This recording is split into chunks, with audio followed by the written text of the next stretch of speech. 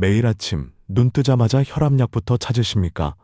병원에서 정해준 120이라는 숫자에 내 몸을 억지로 맞추느라 혈압은 떨어졌는데 왜 몸은 천근만근 더 무겁고 피곤해지는 걸까요? 만약 20대의 혈압 수치에 70대, 80대의 몸을 우겨놓고 있는 것이라면 어떨까요? 오늘 이 영상 하나로 평생 드시던 고혈압에 대한 생각을 완전히 뒤집어 드리겠습니다. 혈압약의 진짜 비밀, 그리고 내 몸의 피가 쌩쌩하게 돌게 만드는 근본적인 해결책을 모두 공개합니다. 나이가 들면 병원 갈 일도 많아지고 특히 밥보다 더 꼬박꼬박 챙겨 드시는 게 바로 고혈압 약이죠. 그런데 여러분, 혈압이 도대체 뭘까요? 아주 쉽게 설명해 드릴게요. 심장에서 우리 몸 끝, 그러니까 손가락 발가락 끝까지 피를 쭉쭉 뿜어내서 보내는 펌프질의 힘입니다.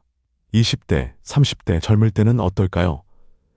심장도 튼튼하고 몸에 근육도 많으니까 살짝만 펌프질해도 피가 전신으로 쫙쫙 뻗어나갑니다. 그런데 우리가 50이 넘고 70, 80이 되면 심장의 힘도 예전 같지 않고 핏줄을 꽉 잡아주던 근육도 빠집니다. 그럼 손끝 발끝까지 피가 잘 갈 수 있을까요? 당연히 가기 힘들어집니다. 그럼 우리 몸은 아이고 피가 안 가네, 그냥 포기하자 할까요? 절대 아닙니다. 살기 위해서 어떻게든 몸 구석구석 피를 보내려고 스스로 혈관의 압력을 쫙 높이는 겁니다. 그게 바로 나이 들수록 혈압이 올라가는 가장 큰 이유입니다. 혈압이 올라가는 건 내 몸이 병들어서가 아니라 살기 위해 열심히 노력하고 있다는 증거인 셈입니다. 그래도 최고 혈압 120은 넘으면 안 된다던데. 이렇게 생각하시는 분들 많으시죠? 그런데 이 기준 수치, 과연 누구를 위한 걸까요? 사실 의학 사전이나 과거 자료를 조금만 찾아봐도 아주 흥미로운 이야기가 나옵니다. 예전에는 정상 혈압의 기준을 자신의 나이 더하기 90으로 봤습니다.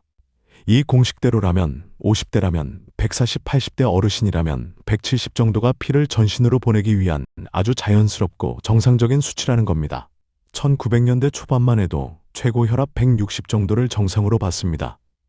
그런데 1970년대, 2000년대를 거치면서 이 기준이 140, 그리고 지금의 120으로 점점 낮아집니다. 기준이 낮아지니 어떻게 될까요? 하루아침에 멀쩡하던 수백만 명의 사람들이 고혈압 환자가 되어버린 겁니다. 80세의 몸에 20대의 기준인 120을 자연적으로 맞춘다는 건 사실상 억지에 가깝습니다. 그래서 우리는 수치를 낮추려고 약을 먹습니다. 약을 먹으면 숫자는 참 예쁘게 120으로 떨어집니다. 그런데 여러분, 약 드시고 나서 막 호랑이 기운이 솟아나고 에너지가 넘치시던가요? 대부분은 그렇지 않습니다. 오히려 기운이 쑥 빠지고 손발이 차가워지고 무기력해집니다. 왜 그럴까요? 고혈압 약의 주요 역할 중 하나는 내 몸이 피를 보내려고 열심히 압력을 높이는 그 작용 자체를 억지로 끄집어 내리는 것이기 때문입니다. 순환이 잘 되게 근본을 고쳐서 압력을 낮춘 게 아니라 압력만 무력화시킨 거죠. 그러니까 뇌로, 말초신경으로 피가 제대로 못 갑니다. 혈액이 장기로 가지 못하니 대사가 떨어지고 피곤하고 나중에는 당뇨나 고지혈증 같은 다른 문제들이 줄줄이 따라올 수 있는 겁니다. 숫자에 집착할 게 아니라 내 몸 구석구석 피가 잘 돌고 있는지 그 컨디션을 보셔야 합니다. 그렇다면 약에만 의존하지 않고 맑고 깨끗한 혈액이 온몸을 쌩쌩 돌게 하려면 어떻게 해야 할까요? 오늘부터 당장 실천할 수 있는 4가지 비법을 알려드립니다. 첫째, 따뜻한 소금물을 드세요. 피가 잘 돌려면 일단 피의 양이 많아야 합니다. 피의 대부분은 수분이죠. 우리 몸의 혈액은 0.9%의 염분을 가지고 있습니다. 소금기 없이 맹물만 마시면 우리 몸은 농도를 맞추려고 물을 다 소변으로 배출해버립니다. 하루 1.5에서 2리터의 따뜻한 물에 질 좋은 소금을 타서 짭짤하게 드시거나 국물을 통해 수분과 염분을 함께 섭취하세요. 이것만 해도 몸이 촉촉해집니다. 둘째, 끈적한 피를 맑게 하는 영양소 섭취입니다. 피가 탁하면 혈압이 높아집니다.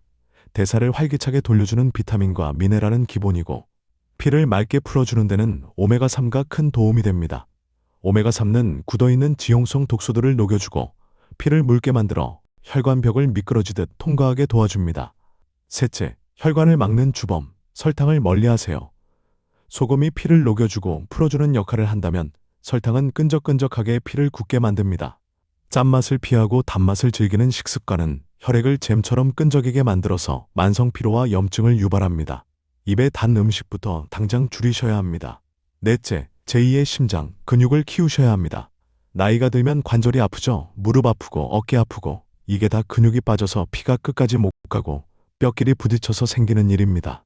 걷기 운동은 기본이고요. 특히 등 근육과 코어, 그리고 허벅지 근육을 키우셔야 합니다. 다리로 내려간 피를 다시 심장으로 강하게 뿜어 올려주는 펌프가 바로 다리와 코어 근육입니다.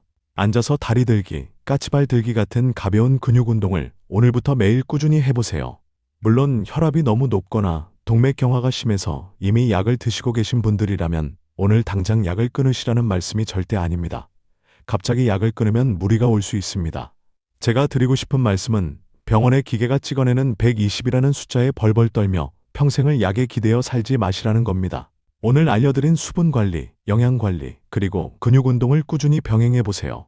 얼굴에 혈색이 돌고 아침에 일어나는 게 개운해진다면 그것이 바로 내 몸이 건강해지고 있다는 진짜 증거입니다. 몸이 좋아지면 자연스럽게 약도 줄여가실 수 있을 겁니다. 숫자보다 중요한 건 지금 내 몸의 활력입니다. 여러분의 피가 맑게 돌고 남은 인생을 활기차고 행복하게 누리실 수 있도록 저도 항상 유익한 정보로 함께 하겠습니다. 오늘 영상이 도움이 되셨다면 구독과 좋아요 부탁드리고요. 주변에 혈압 걱정하시는 지인분들께도 이 영상 꼭 공유해 주세요. 지금까지 여러분의 든든한 건강 멘토였습니다. 감사합니다.